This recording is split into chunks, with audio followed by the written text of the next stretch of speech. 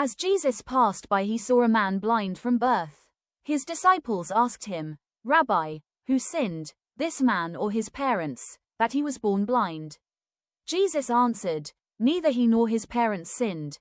It is so that the works of God might be made visible through him. We have to do the works of the one who sent me while it is day. Night is coming when no one can work. While I am in the world, I am the light of the world." When he had said this, he spat on the ground and made clay with the saliva, and smeared the clay on his eyes, and said to him, "Go wash in the pool of Siloam," which means sent. So he went and washed, and came back able to see. His neighbors and those who had seen him earlier as a beggar said, "Isn't this the one who used to sit and beg?" Some said, "It is," but others said, "No, he just looks like him."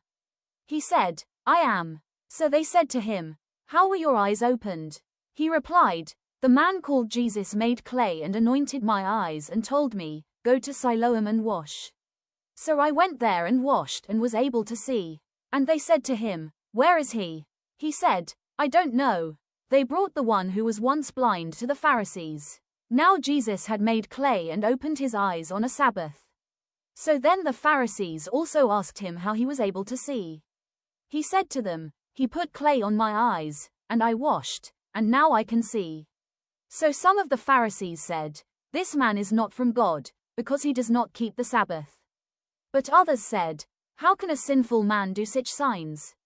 And there was a division among them. So they said to the blind man again, "What do you have to say about him, since he opened your eyes?"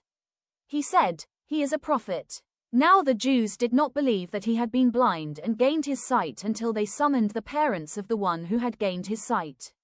They asked them, "Is this your son, who you say was born blind? How does he now see?" His parents answered and said, "We know that this is our son and that he was born blind. We do not know how he sees now, nor do we know who opened his eyes.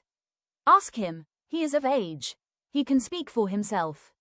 His parents said this because they were afraid of the Jews, for the Jews had already agreed that if anyone acknowledged him as the Christ, he would be expelled from the synagogue.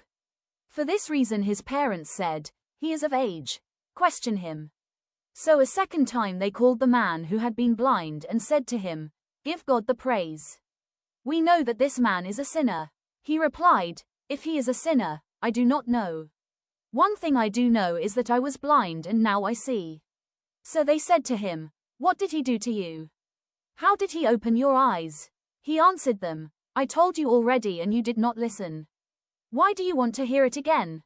Do you want to become his disciples, too?"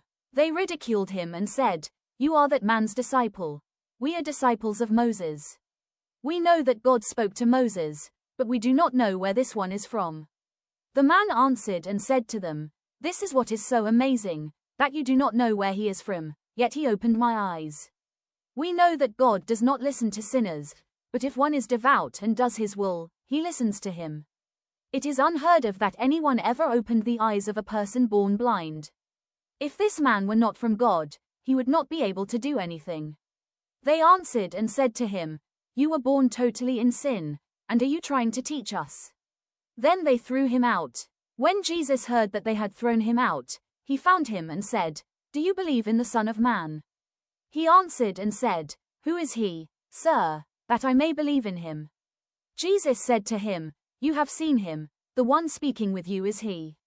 He said, "I do believe, Lord," and he worshipped him. Then Jesus said, "I came into this world for judgment, so that those who do not see might see, and those who do see might become blind."